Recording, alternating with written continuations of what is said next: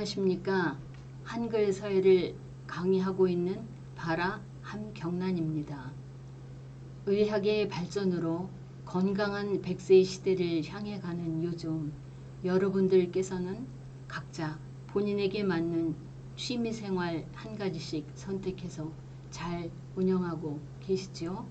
한동안 새로운 것만 추구하는 유행에 밀려 서예가 정체기를 겪기도 하였지만 다시금 우리 문화의 우수성에 대한 재발견으로 캘리그라피, 현대서예, 조형서예를 통해 작품의 다양성을 찾고 관심을 받기에 이르렀습니다. 서예는 정신적 가치가 매우 높은 취미생활이라 할 수 있습니다. 오늘은 갖가지 다양한 취미생활 중에서도 가장 한국적이고 격조 높은 예술, 한글 서예에 대해서 안내해 드리려고 합니다. 일본에서는 서예를 도라 하고 중국에서는 법이라 하고 우리는 도와 법에 예를 더하여 서예라고 표현하는데 그만큼 서예가 가지고 있는 예술의 다양성에 대한 가치를 나타내는 의미라 생각합니다. 서예 공부를 한다고 하면 누구든 문방사오를 펴놓고 공부를 하는 것만 생각하는데 우리가 매일 아침 밥을 먹으면서 그 쌀이 한 톨의 벼가 싹을 틔워 얼마나 많은 노력과 과정을 지나서 우리에게 오는지 모르고 밥맛만 좋다느니 나쁘다느니 하는 것과 마찬가지로 이론이 없는 서예의 실기에만 치중한다면 좋은 학습 방법이 아니라고 생각합니다. 제일 첫 시간은 서예에 관한 많은 정보를 여러분들에게 전해드리고자 꾸며보았습니다. 두 번째 시간은 1443년에 만들어진 훈민정음을 통해 판본체를 공부하는 이론과 실기의 시간을 병행하도록 하였습니다. 세 번째 시간은 한글 궁체 정자를 이론과 실기를 통해 공부하고 네 번째 시간에는 한글의 꽃이라고 할 수 있는 흘림, 진흘림, 봉소에 대해서 공부하도록 하겠습니다. 이론이 다소 딱딱하더라도 여러분들께서 숙지하시고 잘 공부하신다면 실기에만 치중하는 그런 공부가 아니라 알찬 서예 공부로 오랫동안 취미 생활을 하면서 격조 높은 생활을 유지하실 수 있을 거라 생각합니다. 서예는 점과 선과 면을 이용해서 다양하게 나타내는 표현 예술입니다. 읽고, 보고, 쓰는 과정의 반복과 노력에 의해 완성되는 예술입니다. 전통의 맥을 이으며 모방에서 창작으로 이어지는 학문적인 예술입니다. 옛날에는 족자와 액자에 갇혀 있었던 평면 예술이었지만 지금은 현대에 맞게 입체적 확대성으로 변화하는 예술입니다. 옛 선인들의 멋과 정치를 살려 느림의 미학을 담은 종합 예술입니다. 서예를 함으로 얻을 수 있는 장점은 건강한 여가생활, 심리적 안정감, 심신 수양과 흘림, 고매한 인격 형성, 격조 높은 예술, 좋은 벼루에 목을 갈면서 심신을 수양하면 목에서 나오는 향기와 음이온으로 뇌파가 안정된다고 하는 것은 잘 알려진 과학적인 이야기입니다. 서예의 종류는 한글서예, 한문서예, 현대서예, 캘리그라피, 서각, 문인화, 한국화 등이 있지만 이 외에도 사경과 민화 등이 붓을 가지고 하는 서예의 종류에 속한다고 할 수 있겠습니다. 서예 도구는 여러분들이 보시는 바와 같이 붓, 벼루, 서진, 먹, 화선지 등이 준비되어 있지만 이 외에도 연적이나 모전 같은 것들이 준비되어야 합니다. 문방사호의 기록에 대해서 살펴보도록 하겠습니다. 붓은 진대에 몽염이 토끼털로 만들어서 사용하였다고 하는데, 몽염은 문관으로서 초나라와의 전쟁을 왕에게 항시 보고하기 위하여 붓을 만들어 썼는데, 진대 이전에는 막대기에 석탄 가루를 묻혀서 글을 쓰기도 하였습니다. 하지만 늘 전쟁의 상황을 보고해야 하는데 그 작업이 너무 힘들므로 토끼털을 이용하여서 처음으로 붓을 만들어서 전쟁의 상황을 보고했다고 합니다. 종이는 한때에 채륜이라고 하는 환관이 만들어서 지금도 중국에서는 한국의 전통 한지처럼 채우지라고 하는 것을 만들어서 사용하고 있습니다. 벼루는 전국시대에 와당이나 토기를 이용해서 사용하였지만 당대에는 많은 사람들에게 소장품으로 활용되었습니다. 먹은 한대 초 사용하였다는 기록이 있지만 후한에 위탄이라고 하는 서예가가 고형목을 만들어서 사용을 하였습니다. 서예도구 관리법에 대해서 안내해 드리겠습니다.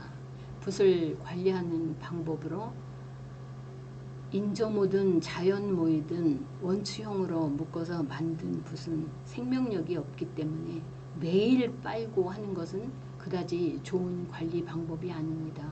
공부를 하시고 난 뒤에 매일 사용을 하신다면 위생장갑에 넣어서 냉장고에 보관하시는 것이 좋고, 2, 3일 동안 쓰지 않으신다고 하면 흐르는 물에 가볍게 먹물을 빼서 화선지로 물기를 말린 다음 걸어두고 사용하시는 것이 좋겠습니다. 벼루의 관리법으로는 옛날에 선비들은 사흘 동안 세수를 하지 못해도 벼루는 깨끗한 물에 씻어 두었다고 합니다. 공부하시고 난 뒤에는 흐르는 물로 깨끗이 씻어서 공부하신 화선지로 물기를 잘 닦아 벼루곽 그곳에 넣어서 관리하시는 것이 좋습니다. 먹이나 먹물을 관리하는 법으로는 먹은 갈고 난 뒤에 화선지를 이용해서 물기를 제거하시고 먹곽에 넣어서 관리하시는 것이 좋은 방법이 되겠습니다. 먹이 가지고 있는 16 내지 18%의 수분을 잘 지켜서 50년 정도로 사용할 수 있다고 합니다. 화선지는 자외선의 약함으로 공기와 접촉하지 않도록 두꺼운 종이나 비닐에 싸서 보관하시는 방법이 좋겠습니다. 붓에 대해서 알아보도록 하겠습니다. 모든 짐승의 털을 이용해서 붓을 만들어 썼습니다. 토끼털, 이리털, 양털, 말꼬리털, 소의 귓속 털붓 등 여러 가지 털을 이용해서 만들었는데, 그 붓들은 모가 부드럽기 때문에 요즘은 인조모를 속에다 넣어 가지고 겉에는 천연모로 만들어서 붓을 많이 사용하고 있습니다. 담비나 사슴털붓은 가격도 고가이지만 문인화 하시는 선생님들이 좋아하시는 그런 붓이 되겠습니다. 죽필이나 닭털 같은 것, 대나무를 잘게 찧어서 거친 맛이 나도록, 닭털도 마찬가지로 여백의, 비백의 미를 즐기는 작가님들이 많이 이용하시는 그런 붓이 되겠습니다. 무심필은 인조모이든 천연모이든 한 가지를 가지고 묶은 붓이 되겠고요. 겸호필은 속에다가 인조모를 넣고 겉에는 천연모를 섞어서 만드는 탄력성이 좋은 그런 붓이 되겠습니다. 붓은 천연모와 인조모를 섞어서 만들었는데, 붓에는 속이 비고 줄기가 강한 대나무, 오죽이나 단목, 수정, 옥, 상아, 동물의 뼈 등을 다 이용하여서 붓을 만들어서 사용하였습니다. 크기로 분류하면 대필, 중필, 소필이라 하고 길이로 분류하면 장봉, 중봉, 단봉이라고 합니다. 우리나라 붓의 기록으로는 가야시대로 추정되는 다오리에서 나온 유적인데 5점이 출토되었습니다. 중국이나 일본 붓과 달리 양쪽에 다 원추형으로 붓 털을 끼울 수 있게 만들었고 가운데는 끈을 매달아 우리나라만의 독특한 붓 모양의 붓이 출토되었는데 오칠을 한 관계로 지금까지 오랜 시간이 지나도 원형이 그대로 보존되는 것입니다. 청옥을 이용해서 붓대를 만든 자호필 붓, 수정 자호필, 자마리옥 양호필, 백자청화 용문이 자호필, 붓 한 자를 위해서 도자기를 저렇게 구워서 거기에 원추형으로 털을 넣어서 사용하고 있습니다. 골지 양호필, 단목 양호필, 참 여러 종류의 붓대를 사용하였습니다. 화선지의 종류에 대해서 알아보도록 하겠습니다. 우리가 공부를 할 때 제일 많이 쓰는 것이 기계지입니다.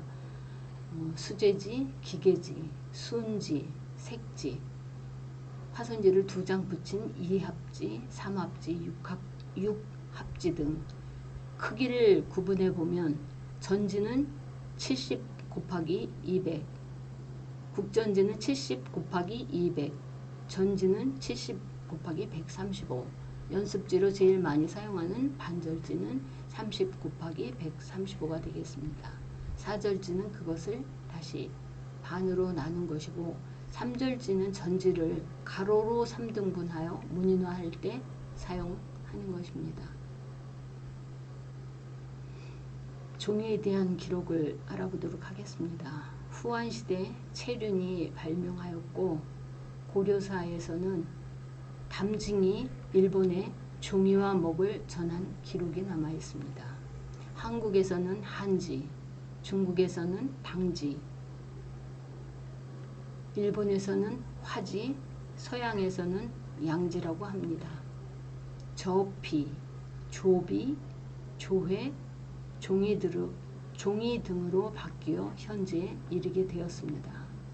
7세기 이전부터 사용해 왔으며 각 지방마다 지전을 두고 생산을 독려하였습니다.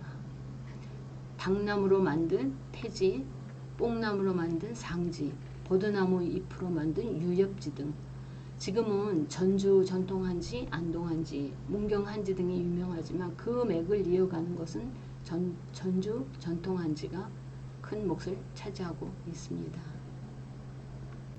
왼쪽에서 보는 감지는 사경을 할 때 금분이나 음분으로 글을 쓰는 것이고요.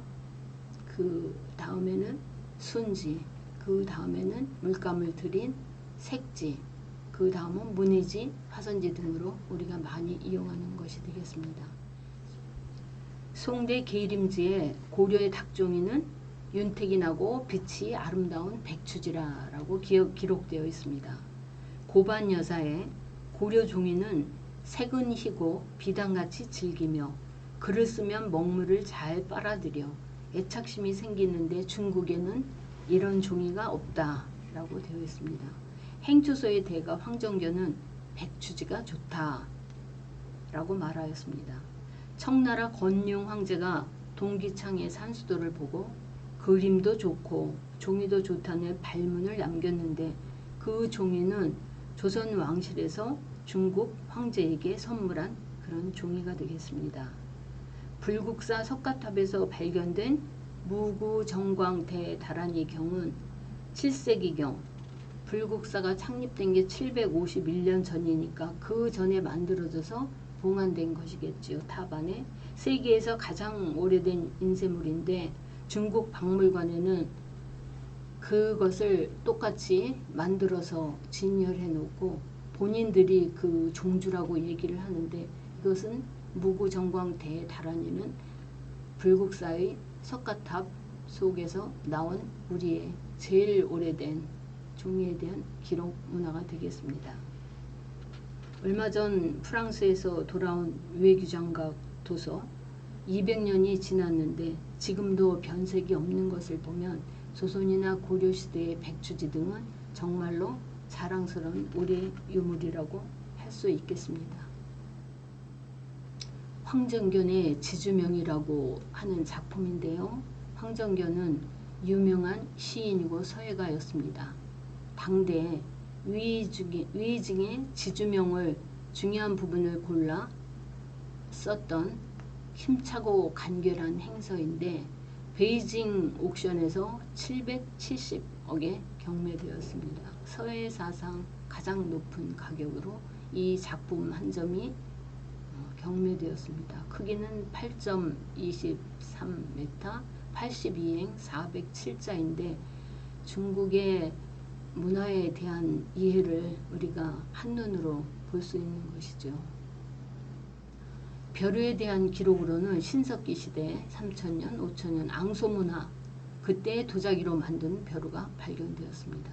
수당시대 도연을 주로 도자기를 구워서 만드는 벼루가 사용되었고 당 말기에는 흡주연, 단계연 등이 모든 사람들에게 소장품으로서 인기를 얻으며 왕의 명으로 채굴하여서 많은 작품으로 지금도 전해지고 있습니다. 좋은 벼루의 조건은 물이 마르지 않아야 하고 추운 곳에서 갈았을 때도 얼지 않아야 하고 잠시 두어도 상하지 않아야 하며 붓을 다치게 하지 않는 부드러움을 가지고 있어야 한다고 했습니다. 삼국시대 전용으로 제작되어 경주 월성 토분에서 나온 벼루에는 다리가 3개, 4개가 달려 있어서 지금의 모양과는 다릅니다. 우리나라에서는 충남 보령 남포석이 제일 많이 이용되고 있습니다. 오른쪽에 보시는 그림은 도포벼루라고 하여서 선비들이 소매 속에 짐 속에 넣고 다니면서 가볍게 갈아서 쓸 수 있었던 것인데 400~500년 전이니까 그때는 이것이 나무로 만들어져서 운송하기에 편하게 항상 휴대할 수 있도록 만들어진 것이지만 지금 생각하면 참 어려운 것이었겠지요. 그렇지만 이게 지금 우리에게 전해지고 있는 유일한 도포벼루입니다. 크기는 한 4cm 정도, 4~5cm 정도 된다고 합니다. 월성 토분에서 출토된 벼루의 모양인데 지금과는 굉장히 다른 모양입니다. 남포석연과 청석연은 우리나라의 벼루이고 단기연과 흡주연, 도연은 중국의 벼루입니다. 직리연은 도자기로 만든 유명한 벼루가 되겠습니다. 좋은 벼루의 조건은 뛰어난 석질, 복망의 밀생균 등 조밀하고 구른 입자, 윤기나는 표면, 맑고 청아한 돌소리, 돌빛과 조각의 감상적 가치가 있어야 하고 제일 중요한 것은 사용하기에 편안하게 설계가 되어 있어야 합니다. 도자기, 와당, 옥, 수정 모든 광물을 이용하여서 벼루로 사용하였습니다. 벼루의 명칭에 대해서 한번 알아보도록 하겠습니다. 넓은 평면, 연당이라고 하고 물이 고이는 곳을 연치라고 합니다. 벼루의 앞부분을 연액이라 하고 벼루 둘레를 연변이라고 합니다.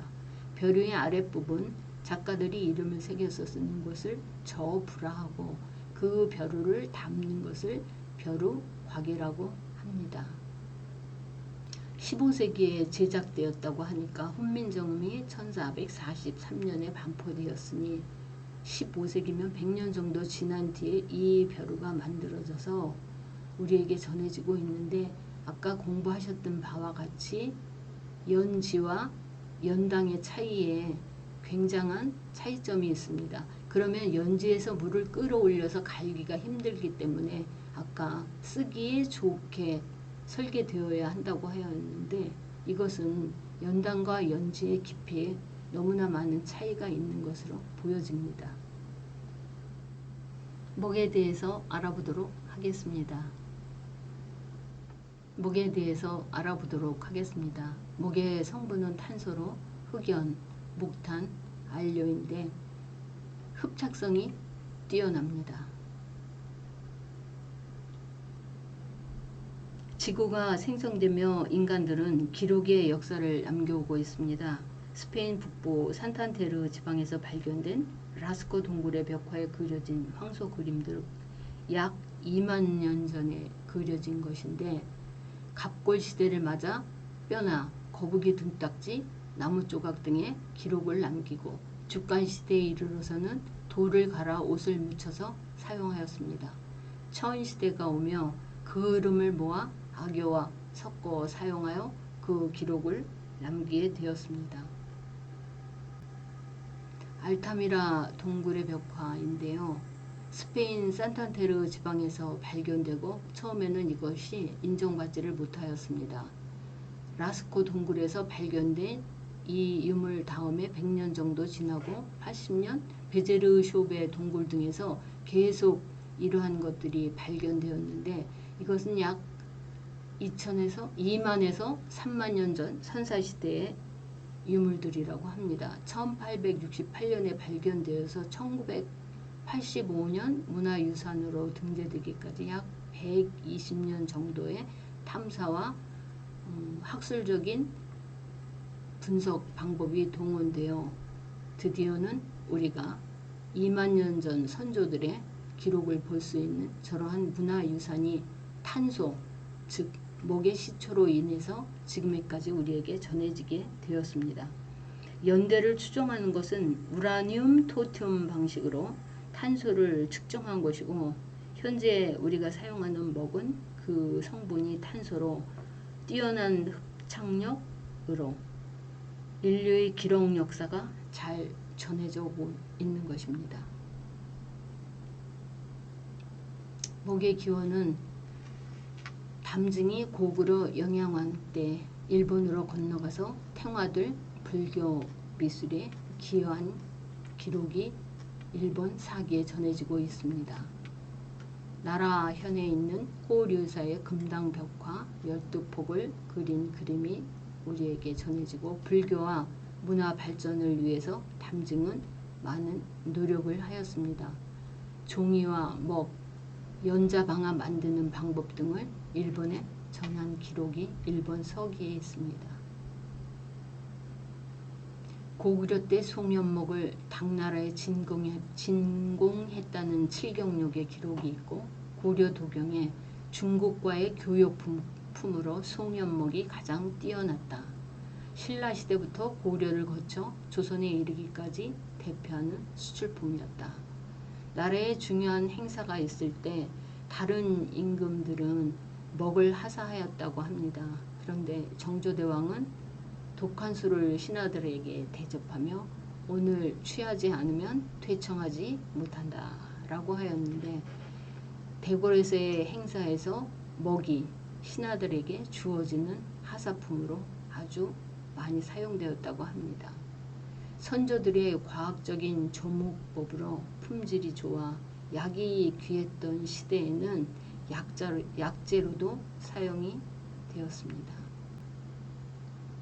목의 종류에 대해서 알아보도록 하겠습니다. 송연목, 소나무를 태운 그을음으로 만드는데 소나무를 20년에서 40년, 50년 오래된 소나무 관솔이 있는 것을 가지고 태운 고운 그을음으로 만든 목이 되겠습니다. 유연목은 식물의 씨앗을 태운 그을음으로 만든 목이고 청목은 일반 목 재료에 쪽과 푸른 안료와 향료를 추가해서 만든 목입니다. 주목, 글씨 교정이나 전각 제작 시 인고용으로 만든 목이 되겠습니다. 봉채목은 일반 목에 전분과 꿀을 추가해서 만든 목으로 민화나 한국화 등에 주로 사용되는 고가의 목이 되겠습니다. 우리가 많이 공부하고 있는 목물은 고무풀 원료, 합성수지, 방부제, 소포제, 안정제 등을 이용해서 만든 것입니다. 제가 공부하다 보면 좋은 귀절이 있어서 여러분들에게 들려드리고자 준비하였습니다. 우리 선조들은 소나무 기둥으로 지은 집에서 태어나 초가집이라고 하더라도 기둥은 소나무로 했으니까요. 소나무 동산에서 뛰어놀고 솔까지 떼서 지은 밥을 먹고 소나무 삭정이로 곰불 떼고 소나무 태운 그을음으로 먹을 만들어 학문을 익히고 소나무 관에 묻히기까지 평생을 소나무와 함께 했다. 좋은 글이어서 발췌하였습니다. 붓 잡는 방법에 대한 안내입니다. 단구법, 붓을 잡을 때 엄지와 검지로 잡고 중지로 이를 가볍게 받쳐 잡는 습자법으로 단포라고도 한다. 작고 가는 글씨를 쓸 때 많이 이용합니다. 한글 쓸 때 잔글씨나 캘리그라피를 쓸 때 4호에서 6호, 8호, 10호까지도 사용할 수 있는 방법이 되겠습니다.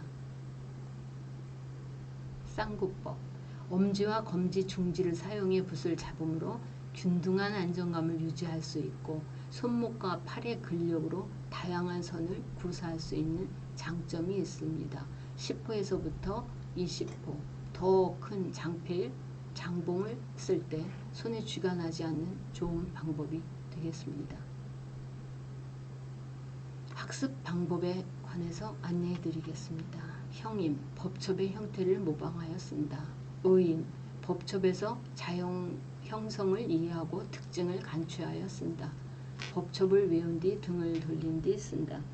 선생님에게 받은 체본을 많이 그대로 따라서 쓰는 방법이 제일 중요하겠지요.